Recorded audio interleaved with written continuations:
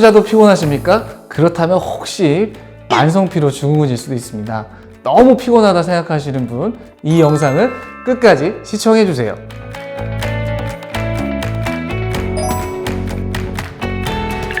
사실 우리가 살면서 피로라는 거는 다들 느끼실 텐데, 이 만성 피로 증후군에 해당이 되시려면 이 피로한 증상이 일단 6개월 이상 지속이 돼야 되고요.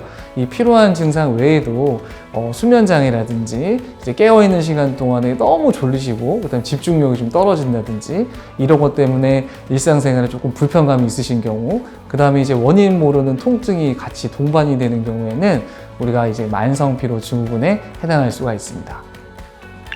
안타깝게도 이제 만성피로 증후군의 원인은 명확하게 밝혀져 있지가 않습니다. 그래서 우리가 일상생활에서 받는 스트레스라든지 아니면 이제 수면 부족이라든지 아니면 이제 잘못된 식습관이라든지 이런 것들로 인해서도 이 만성피로 증후군이 생길 수가 있다고 알려져 있습니다.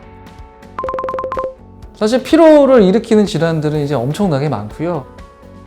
우리가 이제 기본적으로 피로하다라고 했을 때는 간 기능의 문제를 먼저 떠올리게 되는데, 간 기능이 이제 떨어지는 경우에도 우리가 피로감을 느낄 수가 있고, 그 다음에 갑상선 기능이 떨어진다든지 아니면 이제 당뇨라든지 이런 게 있는 경우에도 이제 피로감을 느끼실 수가 있습니다.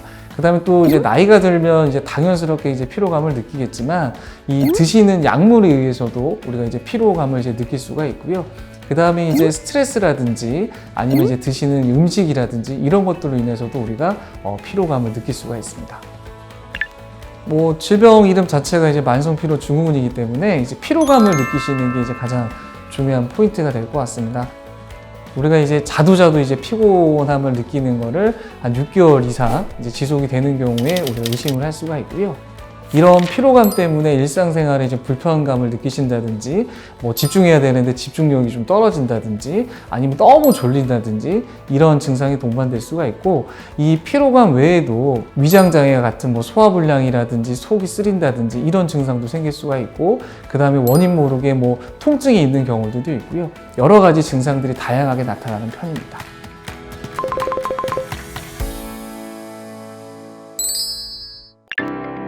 사실 우리 그 만성피로 증후군 같은 경우는 이제 딱 확진을 할 수 있는 이제 검사가 따로 있는 건 아니고요.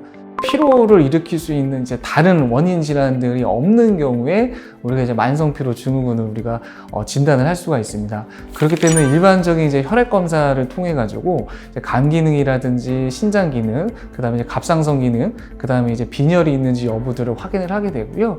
그다음에 그 외에도 다른 질환들, 류마티스라든지 다른 질환들이 있는지를 확인하는 검사를 우선적으로 시행을 하게 됩니다.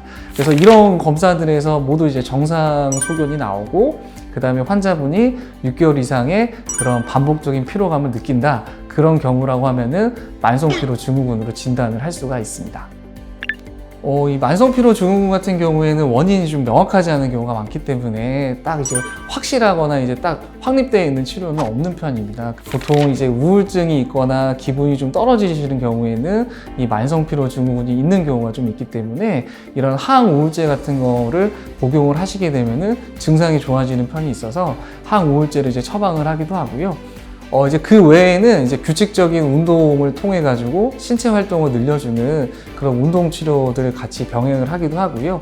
그 다음에 이제 잘못된 식습관 때문에 이제 만성피로 증후군에 시달리는 경우가 있기 때문에 올바른 식습관을 하시도록 교정해주는 치료들도 동반이 되게 됩니다. 신체 활동 그 정도가 좀 떨어지는 경우에는 이제 만성피로 증후군에 많이 시달릴 수가 있기 때문에 우리가 이제 깨어있는 시간 동안에 조금 더 이제 활동적으로 움직이는 게 예방법이 될 수가 있을 것 같습니다. 그렇기 때문에 규칙적으로 좀 몸을 움직이셔야 되고요. 그 다음에 운동을 하고 있지 않다라고 하시는 분은 주 3회 이상 규칙적인 운동을 좀 꾸준하게 해주시면 일단 아무래도 이제 수면에도 도움이 될 수가 있고, 그 다음에 이제 만성피로 증후군을 예방하는 데도 도움이 될 수가 있습니다.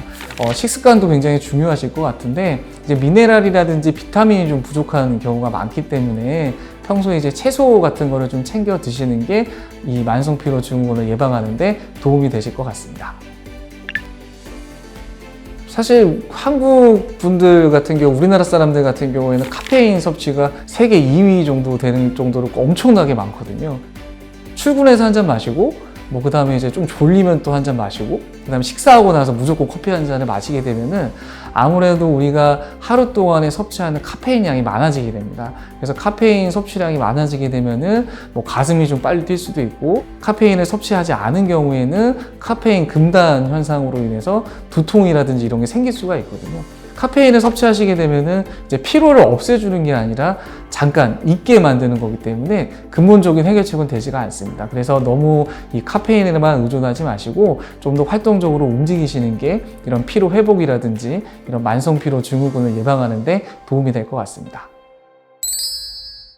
사실 우리가 피로를 느끼는 경우가 굉장히 많은데, 우리가 일반적으로 그냥 단순한 피로 같은 경우에는 한 달을 잘 넘어가지는 않습니다. 그래서 우리가 잘 먹고 잘 쉬는 경우에는 한 달 안에 이런 피로감이 사라지게 되는데, 만일 6개월 이상 피곤하시다 그러면 순천향대학교 서울병원 가정의학과 조연한테 오시면 됩니다.